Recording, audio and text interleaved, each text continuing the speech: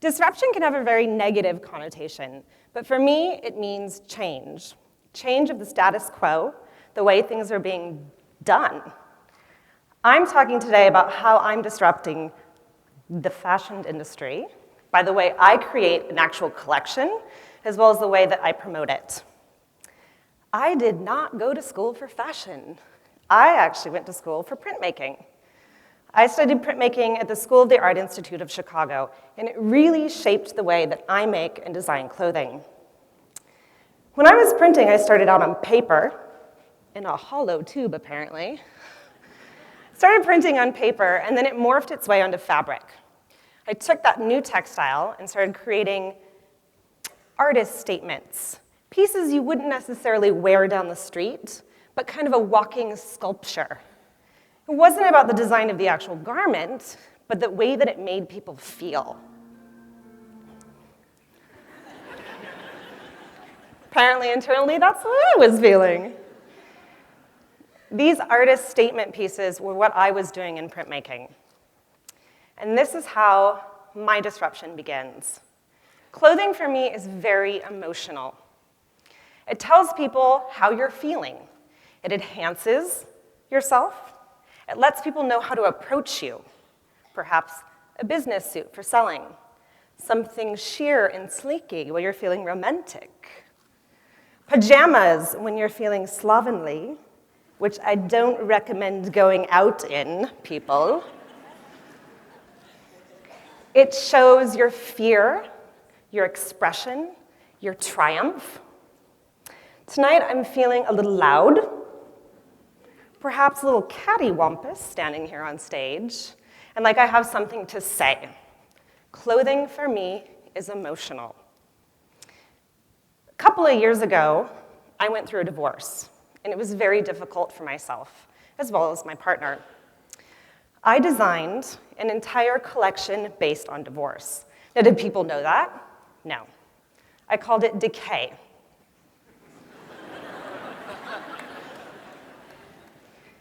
The decay of something beautiful.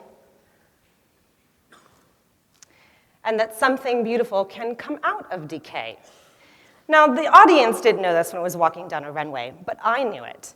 And that emotion I then projected onto the clothing, and then people could understand it in some sort of way. A sleeve would be falling off. I did a whole print of rats. I was literally putting my emotion on the sleeves. And that is how I design. My most recent collection, I was feeling really pulled thin, as if I was threadbare. I was working too much. I didn't feel like I had a ton of support. And so this past fall, when I was designing the collection, I start coming up with a title. And the title for that collection was Weather Worn. And that's the first thing I do when I start designing. I look internally with how I'm feeling. I come up with a title, a thesis of sorts, just like I did back in art school, and then base the collection off of that. The next process is coming up with a mood board. This is very typical in the industry. Mood boards are used so everyone on the design team comes at it with the same thought process. They understand what it's supposed to look like when it's done. Well, what is the most weather-worn era in the United States? The Great Depression. I took the Great Depression and started doing research, looking at photographs. During the late 1930s and the early 1940s, the Farm Administration Act sent out 15 photographers to capture what was happening in the United States. These are pretty weather-worn, right? Using these images, threw them onto the mood board. I then found paintings that really kind of fit with this inspiration. Work by Andrew Wyeth. This is Christina's World. When looking at all of these photographs and paintings, they had still that worn feeling. Their collars, from years and years of wear and not new clothing, were starting to rumple. The color palette, the type of textiles they're using, denim, ticking, railroad ticking, flannel. I mean, the flannel shirt in the 1940s was totally ubiquitous. So taking those things, they then go onto my mood board. From there, I take that mood board and I start to source my materials. I'm in Portland, Oregon. We don't have a ton of manufacturing, but luckily, LA is very close. And I get to fly down there, source my materials, and ship them back up. And let me tell you, the lifestyle in Oregon is way nicer than the lifestyle in LA. So even though I was doing this Great Depression theme, I was feeling pretty good. From this mood board, I start collaborating with other people. Collaborations are really important. They help elevate what I can and cannot do. I work with a jewelry designer. This is Posen. He started thinking about this weather-worn feeling and looking at my mood board and thought of railroad ties, copper, metal, and did these very old-school traditional collar tabs that then had chain link to it. This is Posen's take, the jewelry across that dress, of weather-worn. I then meet with my hair and makeup team. Sarah Adams devised this really beautiful hat and hairpiece that every single one of the models would wear. These collections of mine travel all over, and the models are different from city to city. It's important that the viewer sees all of these girls as the same person, so their face almost disappears, and they themselves can see themselves in the garment. So Sarah comes up with my hair and makeup. Next, I get to meet with my musician. Because my clothing is emotive, and I'm using emotion, I need to set the stage. I want the people that are sitting there at the fashion show to already know the base feeling before those girls start walking. This is Mr. Moo, Milo Hayden. He lives in Portland, and he is my composer. I'll give him the mood board. He'll then come into my studio, and while I'm sketching or designing, he actually starts to compose. He's a violinist. Sometimes he'll sit there and it'll be terrible. But he really starts to capture my emotion. He might not be feeling weather-worn, but he's making it based on what he sees me do and what the mood board is telling him. Music is so important to me. Once he makes a song and composes a song for me, I then sit and finish the rest of the collection. It can be a little annoying if you're in my studio because I'll have the song on repeat, and repeat of the same song for 10 hours, for me, is great, but maybe not for my assistants. I'm gonna have you guys do me a favor, and would you please close your eyes?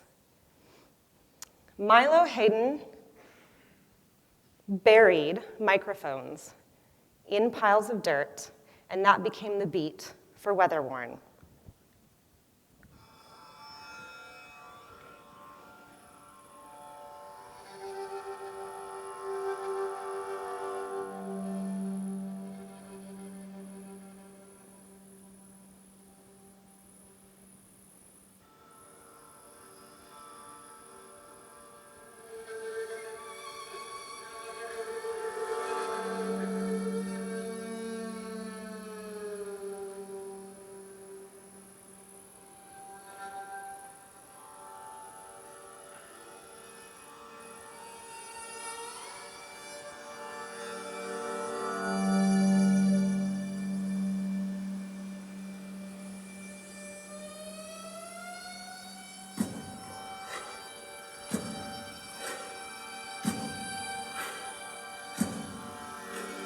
Hot.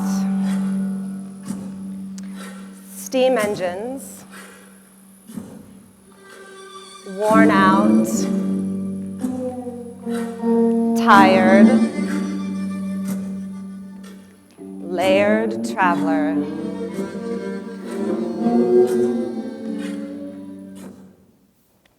So right there, before the clothing even walks, you're feeling like you're in that environment, that hot, dust bowl chic, the feeling of oppression, the feeling of being worn out.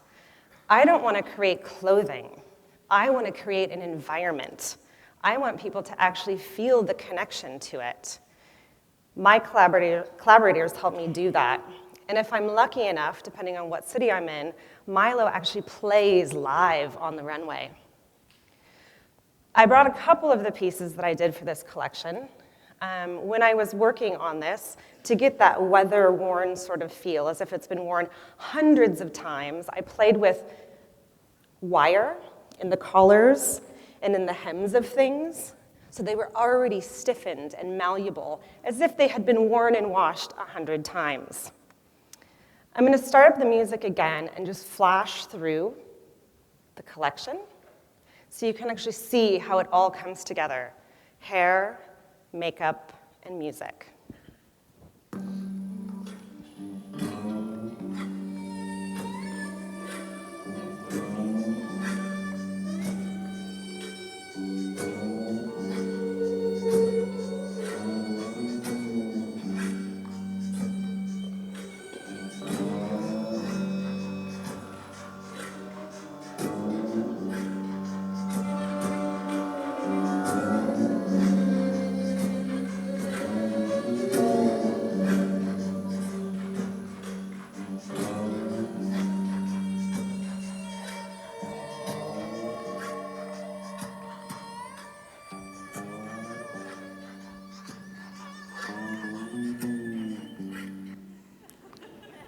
Did you get what this means by now?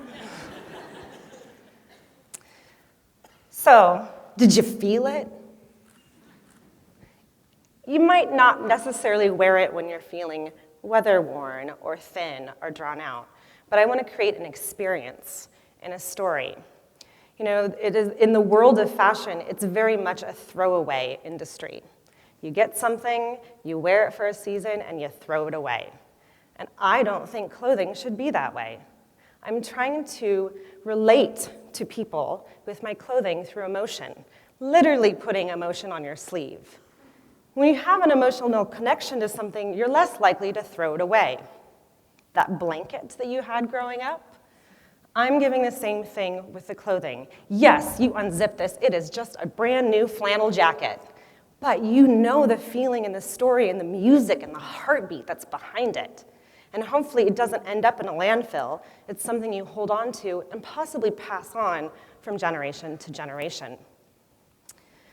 The way that I actually showcase these lines, the music, the fashion, the hair, the makeup, the jewelry, is actually through this kind of traveling band. You know those band posters that you get? I now am showcasing my line on a band poster with the tour dates, with the title name, the filmmaker who does a short film for me, the musician that does the composition. These tour date posters are then being used to market it, so hopefully these collections every year go to more and more and more cities. You might not like fashion, but listening to a story and seeing it walk, it becomes a movie. It becomes almost like watching, it's like cinematic, not skinematic, cinematic. So what's up next? Well, I'm currently riding a high. I feel pretty amazing, but maybe a little bit out of control. So this next collection that's coming up at the end of this month, it debuts in Portland, is called Falling Upwards. It is inspired by hot air ballooning. It's that wonderful feeling of falling, but at the same time, you might be rising to the top. Who knows? Based on hot air ballooning, my father used to race hot air balloons, and so this whole collection is based on kind of the myth and the magic of ballooning, with maybe a little bit of instability, which is something that I like to play with. Thank you all for coming tonight.